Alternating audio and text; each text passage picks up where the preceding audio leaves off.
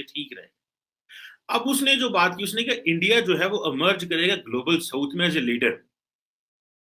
अभी तो वो कह रहे हैं कि जनाब दुनिया ये कह रही है कि चाइना को कंटेन करने की बात कर रहे हैं, ठीक है जनाब. लेकिन जिसे आप कह लें कि इंडिया के अंदर बहुत सारी कमर्शियल अपॉर्चुनिटीज जो हैं वो आगे सामने आ रही हैं, ठीक है जी.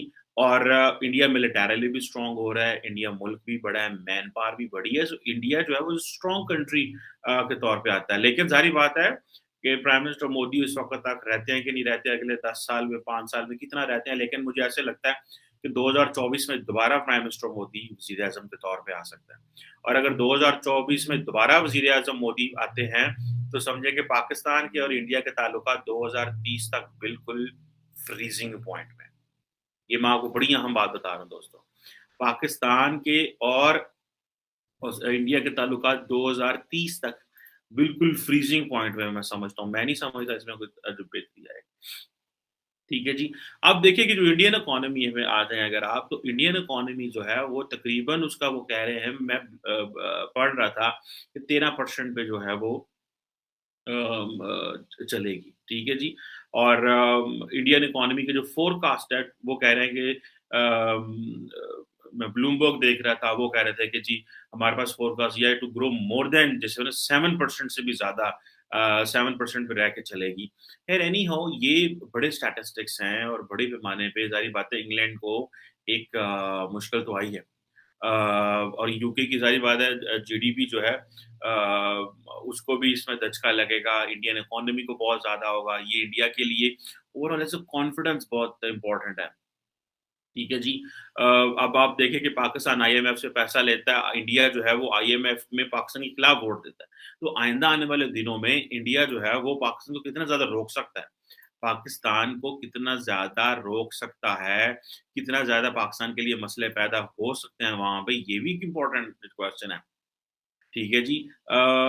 ये भी एक इम्पोर्टेंट क्वेश्चन है. लेकिन जारी बात है इंडिया अगर देखा जाए तो जीडीपी में तो इंडिया ने क्रॉस कर रहा है, लेकिन बहुत सारी और चीजें भी हैं जहां पे जारी बात है इंडिया अभी यूके का मुकाबला नहीं कर सकता. लेकिन ये जो स्टैटिस्टिक्स हैं ये बड़ी इंपॉर्टेंट है.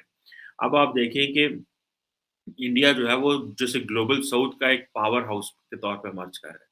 अब यूएस, चाइना, जापान, जर्मनी, इन सबको बड़े और तरीके से इंडिया को देखना पड़ेगा, ठीक है जी. आज से 10 साल पहले जो इंडिया था वो 11th लार्जेस्ट इकोनॉमी था इन द वर्ल्ड. उस वक्त भी यूके 5 साल यूके 5वें नंबर पे था. आज यूके जो है वो 6ठे नंबर पे है और इंडिया जो है वो 5वें नंबर पे आ गया. So that makes the case. इस केस को आप अगर समझेंगे तो आपको पता चलेगा कि वो जो ग्लोबल एक इंडिया का कॉन्फिडेंस है वो किधर जा रहा है और उसकी क्या कॉन्सिक्वेंसेस हो सकते हैं और इंडिया को उससे कितना एडवांटेज मिलेगा. इंडिया के अंदर बिलियनियर्स हैं, इकोनॉमी बड़ी है, बाहर से लोगों का ट्रस्ट है, पॉलिटिकल स्टेबिलिटी है वहां पे भाई. वहां पे ये नहीं है कि वहां पे कांग्रेस पार्टी इलेक्शन हार के सड़कों पे नहीं आ जाती, वहां पे सुप्रीम कोर्ट को धमकाया नहीं जाता, वहां पे हाई कोर्ट्स को धमकाया नहीं जाता. हाँ, इंडियन मीडिया जो है दैट सपोज द गवर्नमेंट वो एक माहौल बनाता है. लेकिन अदर देन दैट लार्जली उनके इंस्टीट्यूशंस जो हैं वो कहीं ना कहीं पे जाके पॉलिटिकल क्लास का कंसेंसस है.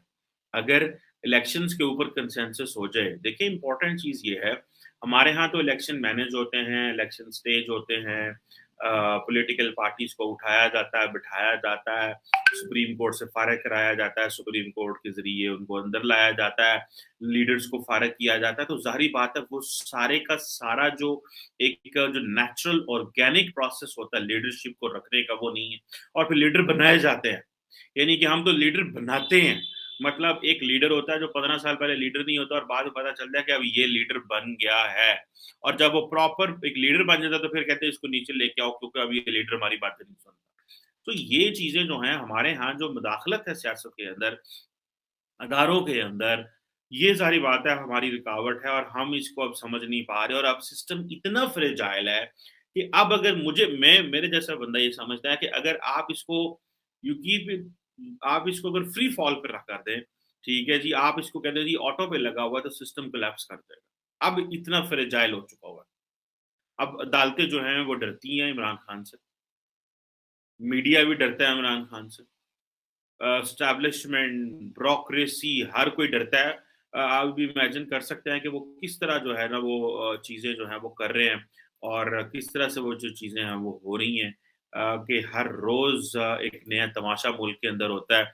मैं बार-बार कह रहा हूँ कि अगर इंग्लैंड जैसा मुल्क जो कि 5वीं बड़ी इकॉनमी हो, ट्रिलियंस ऑफ डॉलर्स की, वो पॉलिटिकल अनसर्टेनिटी को बर्दाश्त नहीं कर सकती, तो पाकिस्तान जैसा मुल्क कैसे कर सकता है? और एक और बात, हम अक्सर यहाँ पाकिस्तान में बात करते थे, लो जी, अब हमने इंग्लैंड को कहना है, अमेरिका को कहना है, हम इंडिया को हमारे साथ टेबल पे बिठाएँ।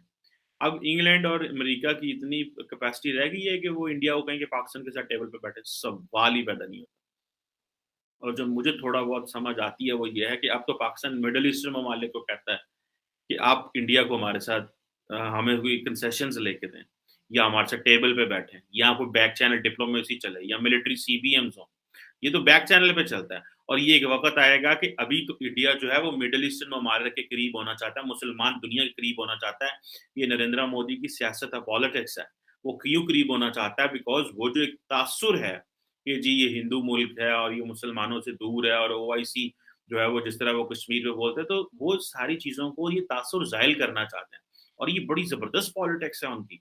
नोबडी वुड अंडरस्टैंड, और इससे वो इकोनॉमिक बेनिफिट्स भी लेते हैं, और उससे जितना इंडियन डियास्पोरा वहाँ पे बैठ के फॉरेन रेमिटेंस भेज रहा है, उसका भी उनको डबल एडवांटेज हो रहा है।